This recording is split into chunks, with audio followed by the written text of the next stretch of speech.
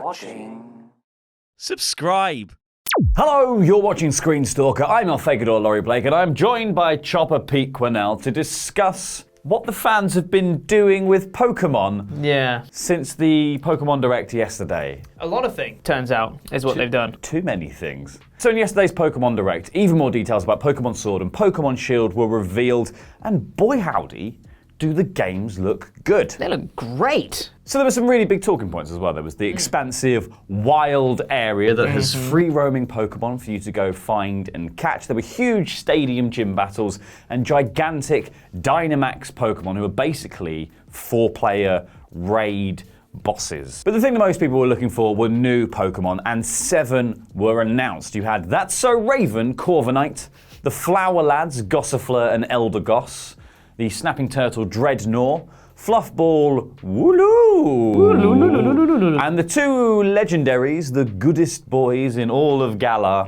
Zamazenta and Zacian. Zacian? Alsatian. It's like diazepam. It sounds like a medicine. Have you taken your Zamazenta? I have indeed taken my Zamazenta today. So when it came to the Pokemon that were revealed yesterday, one of them caught a bit more attention than the others, and that was Wooloo, the sheep.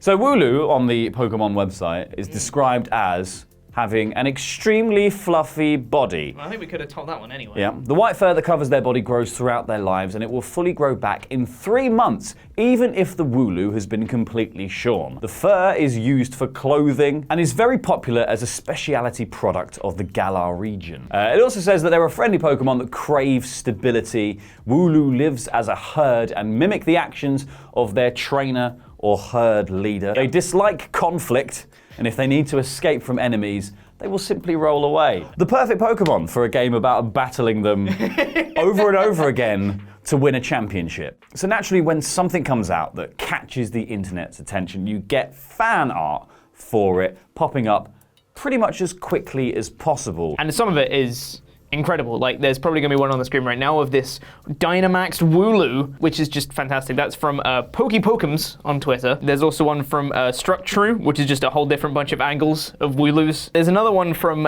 Celeste. This is some good stuff. This is wholesome content. This is lovely wholesome content. Yeah, there's another from This is where it starts. Trickster Air. This is where it starts getting weird for me.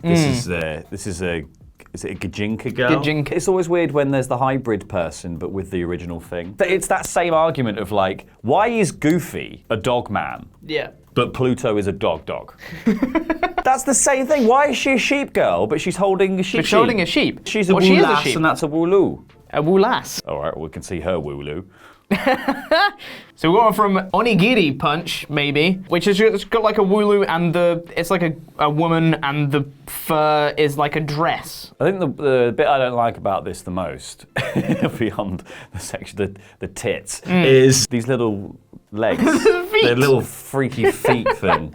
That's Shield Sparkle on Twitter coming in with more Gajinkies. I don't understand this one at all. Mareep is a woman wearing earmuffs. With a tail, though. She does have a tail. She does have a heck of a set of trotters on her. The Wooloo one looks like the end of Pinocchio.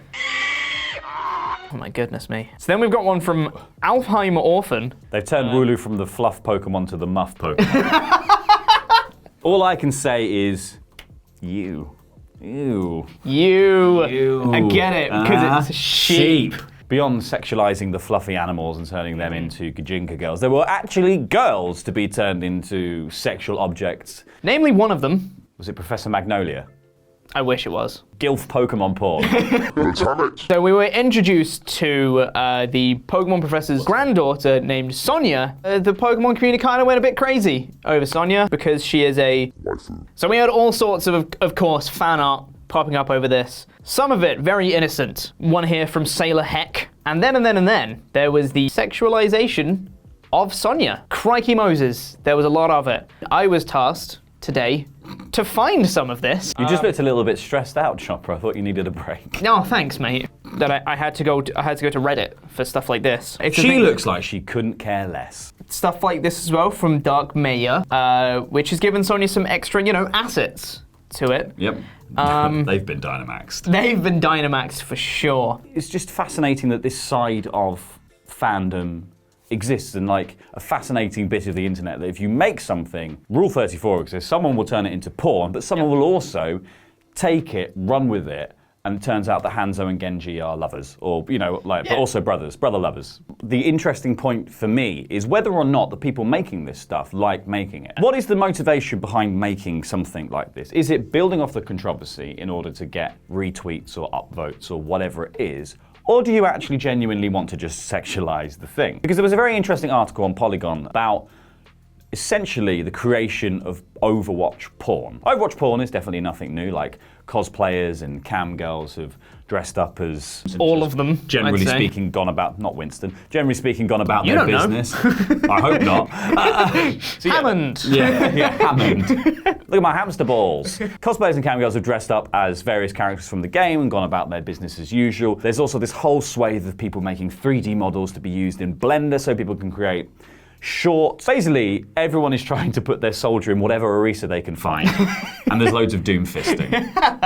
The point of the Polygon article was saying that, like, the release of skins for the game is kind of forcing this kind of gold rush mentality amongst the people who are making the CG models for shipping. There's one guy called Tim who was using a pseudonym, and he said he used to dabble in various games making models for characters from Resident Evil or Dead or Alive, and then after he made an animation about Overwatch with Mei performing oral sex. Oral sex. That went viral, and then fans swarmed his Patreon. Now he works exclusively in Overwatch because he can't afford not to. It's got to that point where he's doing it because that's what makes him money, not necessarily because that's what he wants to do. You'd think there's quite a high demand for this kind of stuff. Put your money where your May's mouth is.